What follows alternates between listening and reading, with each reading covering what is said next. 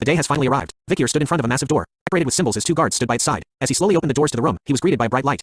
The people seated at the table in front of him were the ones that were inside of Cindy's report. Each person at the table took a quick look at the doors to the room. The day has finally arrived. Vikyr stood in front of a massive door, decorated with symbols. His two guards stood by his side. As he slowly opened the doors to the room, he was greeted by bright light. The people seated at the table in front of him were the ones that were inside of Cindy's report. Each person at the table took a quick look at Vikyr as he announced his arrival as per the patriarch's orders. Some were smiling with joy while others showed no emotion to his arrival. With his head down and his arm across his chest, Vikyr thanks the patriarch for inviting him to the grand banquet. With his eyes bright red, Hugo tells his son to come and take a seat. Soon enough, the dining room was filled with the sound of cutlery being used. Everyone who sat at the table were silently eating their food. No one spoke as the servants stood behind. The first to break the silence in the room was Boston Terrier, asking out loud if anyone else thought that the meat was a little undercooked. Hugo took note of his question, making him ask if the food wasn't to his liking. But Boston corrects Hugo, his older brother, saying that he wasn't referring to his own meal, but instead was referring to the meat on the plate beside him. It turns out that the food he was talking about belongs to Great Dane, who gives Boston the side eye, asking him if he has a problem. Sound the alarm because the two uncles are entering the ring. Boston returns with his own side eye, telling Great Dane that he was just mentioning that his meat appears to be very undercooked, which would be cruel for his lovable nephew to eat his meat undercooked. Great Dane fires back, telling Boston that he acknowledges his lovable nature, reminding him that Vikyr was also his nephew. And as his uncle, he would want his nephew to walk on the right path. Boston argued why it was considered right for Vikyr to be placed in the Mastiff order under Great Dane, while Great Dane argued that it would be far better for Vikyr than him joining the slow and foolish Pitbull order. As they continued to argue amongst themselves in front of everyone, Vikyr started to wonder if the reason he was invited to the grand banquet was for them to recruit him. Two of the 7 orders that represent Bakerville, an offer from the Pitbull order and the Mastiff order. If it was before Vikyr had regressed, then he would have liked it as it was a great offer that guaranteed his success, but right now, our boy was different, so he viewed them simply as mutts. Damn that ice-cold stare. As Barrymore poured wine into Hugo's cup, he commented out loud that the patriarch was in a good mood, considering that his usually silent and aloof younger brothers were now showing affection to the young master. As he takes a sip of the wine, Vikyr looks at Hugo while thinking that Barrymore always interprets things in a positive way, and how Hugo finds it amusing when his brothers are fighting. Boston finally turns his attention to Vikyr, asking about the 2 years he had spent in the La Rouge et Le Noir mountains, as he wanted to know how many barbarians and monsters he had killed, and to share his experience in the forest with his uncle. Even Great Dane expressed his concern about how his lovable nephew spent his time in the dangerous forest, but he was also interested about his nephew's growth. Hugo cuts in between their conversation, telling his younger brothers to let Vikyr eat first and to not pester him too much. But the younger brothers were still curious about Vikyr's time in the forest, asking Hugo himself if he wasn't curious himself. Seeing that they weren't listening to his command, Hugo tells them to stop. A single word from him this time was enough for the younger brothers to activate their bloodhound eyes from the fear and feeling of Hugo's immense powers. Hugo unleashes his powerful aura all around, reminding everyone why he was the biggest daddy of the Baskerville clan and reminding his younger brothers about how much he hated to repeat himself. Sensing that they had pushed things too far, both Boston and Great Dane immediately apologized to Hugo for their actions. Vikyr, however, stood up from his seat, telling his uncles that it wasn't difficult for him to prove his achievements from the past 2 years in the forest. Hugo was conserved about Vikyr since he had traveled quite a distance and that visiting the drill hall will make him even more fatigued. But our boy was fine. He taps his finger onto the table once, telling Hugo that skill can be displayed anywhere, at any time. As one's daily life is an extension of training, Vikyr could see that Boston had poured too much wine into his glass while Great Dane's steak seems to be slightly undercooked. Closing his eyes with his finger sill on the table, Vikyr unleashed his aura just from the tip of his finger, sending it flying towards the cup of wine and the plate with steak. In an instant, the steak was cooked better while the wine was boiling. Boston and Great Dane immediately went to check on their wine and steak. Both were impressed by what Vikyr had done to their wine and steak in an instant. The uncles were quick to notice that by placing his finger on the table, Vikyr had used mana to cook the meat and warm the wine. They couldn't believe that he had reached the mid-ranked graduator at the age of 17, when one usually reaches that stage at 33. Hugo continued to sip his wine silently as the uncles exclaimed out loud that he must be proud to have a son who has mastered all these techniques. As they continued to praise Vikyr for his new skills, our boy couldn't help but look at his side as he found something strange. 2 years ago, he thought that he had revealed himself as a mid-ranked graduator when he fought the madam. But he couldn't believe that no one knew, looking at the triplets with their shining eyes staring right at him. He knew that these guys should have seen his skills 2 years ago, making him wonder why they didn't report it to the family. As he thought about it, someone else praises Vikyr for his hard work, catching his attention. It was Osiris, who told Vikyr to keep up the good work. Vikyr thanked him for the compliment, but was confused that Osiris had complimented him in the first place. The first successor in line for the current Baskerville family, and the one who resembles Hugo the most is now praising Vikyr, which made him wonder if he was assessing him. Another person at the table spoke out loud that it was surprising to see the eldest brother complimenting his younger brother. It turns out to be Set. He explains to Vikyr that this was the first time he witnessed Osiris praise someone, let alone smile so openly. Set could also see that Vikyr shares the same poker face as Osiris, which made him wonder if he didn't recognize who he is. Vikyr tells him that he does know. Set was overjoyed to hear that, explaining that since he had a weak body, he was always either at the medical wing or at the isolation training hall. Set continues to say that the training hall was very close to Underdog City, where Vikyr was the deputy consul. He had planned to visit him to learn about his experiences in the forest. Vikyr started to think about the past and how Set's bright attitude, which is unlike that of being a Baskerville, hasn't changed. During the fall, Vikyr had served under Set, so there were moments when they were together. Amidst the chaos of battle, Set was the only one who comforted the fallen bloodhounds. He was even comforting Vikyr, who was drenched in blood after wandering around the battlefield. Even when he was wrongly accused, Set stood by him, defending Vikyr until the very end. This man was the only person that Vikyr wished to see at this banquet. But something else was happening. Vikyr's bloodhound senses had been activated from the start, his eyes sensing all around as he smelled a disgusting stench that reeked since before. This horrific stench that only he, who was there during the fall, would know. The stench of demons, right now, in this grand banquet, amongst all these powerful individuals of the Baskerville clan. Vikyr could sense that there was a demon hiding amongst them. He started to look at everyone closely this time, wondering where the demon is, as the owner of the source of this disgusting stench. Vikyr finally closes his eyes after scanning everyone in the room, before opening them once again. Looking at the man right beside him, Set sees his look, and asks if there was something that Vikyr needed as the hands of the dead, as though in the form of an aura surrounding the sick-looking man, who held a mischievous smile on his face. Vikyr could see that Set was having conversations to ease the atmosphere, and even asked the servants serving goof how they're doing.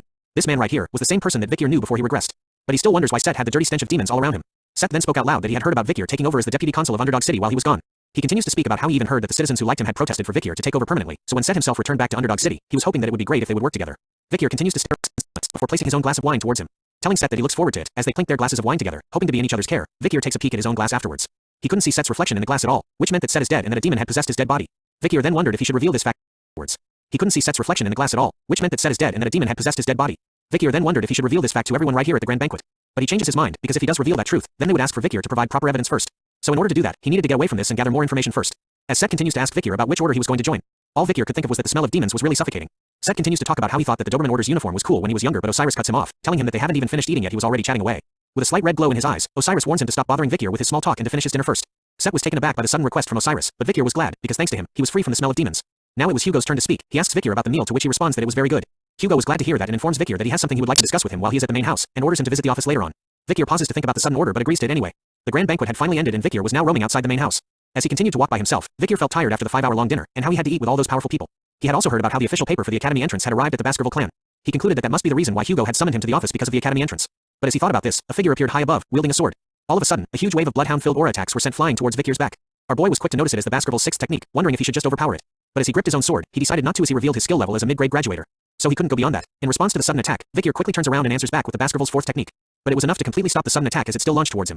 So Vikir decides to take on the remaining attack by absorbing the rest of it with the River Styx's blessing in his aura. But before the sudden attack reaches him, it suddenly stops by itself, leaving Vikir stunned as he gazes at the one who unleashed the attack. A huge laugh was heard from the figure standing above. It was revealed to be Boston, who was impressed by how much Vikir had grown up since there was a 2-tier difference between their techniques and yet he had endured his attack. Boston immediately leaps down to Vikir, asking Dane if he was right about how his eyes didn't deceive him. Dane appears right behind Vikir, like that creepy uncle during family reunions. He tells Boston about how he couldn't believe that he had actually swung his sword in the main house, making him no different from the barbarians. Dane continues to scold Boston for attempted murder, such a barbaric thing to do, and if Hugo knew about it, then at the very least Boston would have been on probation for several months. But Boston was happy with his actions, telling Dane about how he could say such things about an uncle's love towards his nephew. He reveals that he had adjusted the attack so it would disappear right in front of Vikir so he wouldn't get hurt. Sensing that the trial was over, Vikir slowly places his sword back into its case while the uncles continue to argue with one another. After insulting each other's orders, Boston fires back with a personal attack, revealing that Dane was someone to beg to be saved when he gets a small cut on his belly. Dane retorted back that since Boston was so chunky all over, then his flesh wouldn't even get cut. The uncles decided to take action over words this time as each of them pulled out their own swords, declaring that whoever wins the duel between them would get Vikir to join their orders. Seeing how their fight had evolved, Vikir immediately turns around to escape from them, thinking about how bothersome they were being. As he walked away from his uncles, he thought about how the attack from before wasn't that strong. The 7-count strongest attack, the highest grade graduator's Baskerville 6th technique. Vikir was also the highest grade graduator but he knew about the 7th technique. And if he were to add the River Styx's blessing and the demonic sword Beelzebub, then our boy was extremely confident that he could at least go up against 2 of the 7 counts together. Nothing beats plot armor, but on the way home, he encounters the now group of triplets, who stood in front of him this time. Instead of speaking, the triplets immediately went to their swords on their waists, drawing the blade out. Vikir sees their actions and activates his bloodhound eyes and his hand readied, thinking about how the triplets knew the difference between their powers. So he had no choice but to kill bloodhounds who bare their teeth without knowing their place. But what he thought would happen didn't happen at all. Instead, all 3 of the triplets kneeled down in front of Vikir, with their swords pointed at their own feet. Looking at what they were doing, Vikir knew that their actions represented the pledge. It's a position that makes you vulnerable to a single press and your sword will penetrate through your foot. That means they're putting their life in the other person's hands. Seeing their sudden actions, Vikir could only ask them about what they were doing. All 3 triplets repeated the same words with the same facial expression. I want to pay off my debt. The first triplet explained that after being attacked by Vikir when he was 9, he began to fear him. The second triplet acknowledged Vikir when he hunted the Cerberus, while the last triplet was amazed with Vikir for when he had slain the troll. Finally, for their final reason was when Vikir went toe-to-toe against the giant monster of the forest, Madame 8 Legs. That was the moment when all 3 of the triplets felt a sense of awe and reverence. So, on the day they had barely escaped with their lives, that was when the triplets decided then that they will become the 3 spears of Vikir van Baskerville from today onwards. And so, the triplets asked Vikir to please become their master whom they, the Bloodhounds, would serve forever. After revealing their true intentions, Vikir thought about the time before he regressed. These guys were the ones that had captured him when he ran away after being framed. The triplets were also known as Hugo's 3 spears, and Vikir knew that they were just bloodhounds who were carrying out their orders. But just because of that, his feelings towards them haven't disappeared. So he simply walks past the triplets without an answer, leaving them with a disappointed look on their faces. But before he left them completely, he told the triplets that he didn't need things like pledges and that they should discuss things like this next time since he was tired now. Vikir intended to use them as much as he wanted. He informs them that the fact that they were together and what will happen in the future cannot be revealed. His words brought a smile to their faces as they shouted out understood. In unison together, after hearing their response, Vikir thought about how Set's body being taken over by the demons wasn't a variable he was expecting. So he needed to ask Cindy to investigate this thing quickly, because no matter what happens, he needed to kill the demon. But before that, he needed to do something else. The scene changes to show Barrymore's face filled with fear as Hugo's loud voice echoes throughout the room, asking Vikir about what he was doing right now. With a darkened expression on his face, Hugo tells Vikir to repeat himself. And so Vikir did, by asking about Miss Roxana, the first wife of Hugo who had passed, and the daughter that was born from him and Miss Roxana. Vikir wanted to know about Miss Penelope, the daughter that was taken away from Hugo and who died in the forest. Veins, hatred and bloodlust started to pour out from every inch of Hugo's face as he questioned Vikir about how he knew about his daughter's name. But our boy's face remains unfazed even after facing such a horrifying aura, because this is the opening act to which his revenge will begin. Thanks for watching the latest part from the voice of Manhwa. Subscribe for more content and don't forget to comment.